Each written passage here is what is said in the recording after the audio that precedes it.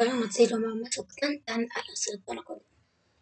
בסרטון הקודם אמרתי בהתחלה כשאתם באים להיכנס לסקרץ' כניסה, זה בעצם כניסה שלכם, אתם רוצים שמשתמש לכם בסיסמה, בעצם אם אתם רוצים להירשם ואתם עוד לא נרשמתם, אתם תדאגו זה בחינם לגמרי.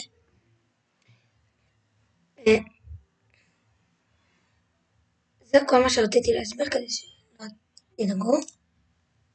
כל מה שרציתי להסביר כדי שלא תחשבו שזה כסף. אז אתם רוצים על כניסה אם כבר נרשמתם, אם אתם רוצים להיכנס למשל ממחשב אחר, אתם רוצים לעשות כניסה ורושמים.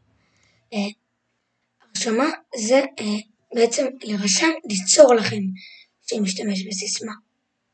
אני כבר יצרתי, אם אתם רוצים להיכנס למחשב אחר, ואתם רק עוד לא התחלתם בעצם, זאת אומרת, אם אתם רוצים להיכנס למחשב אחר,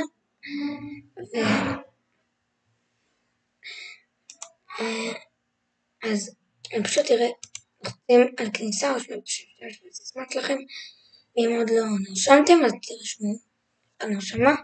זה רק צריך לעשות שמשתמש שאתם רוצים שיהיה לכם סיסמה, ואז גם מייל והתאריך הולדת שלכם, מתי נולדתם, ופה כניסה, ונכנסתי למשתמש הפרטי. אז רק רציתי להסביר את זה. זה גם לא כל כך קשה. אני בדיוק נזכרתי שלא אמרתי את זה נכון בסרטון.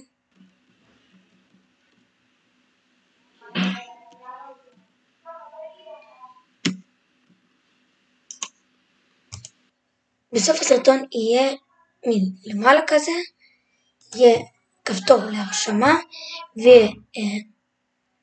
וכפתור להיכנס לסרטון הזה, כי זה יותר חשוב מזה. זה היה כל הסרטון, סוג של, ואל תשכחו להירשם לערוץ, זה אמור להיות למעלה איפשהו, ולראות את הסרטון הקודם ולהתראות.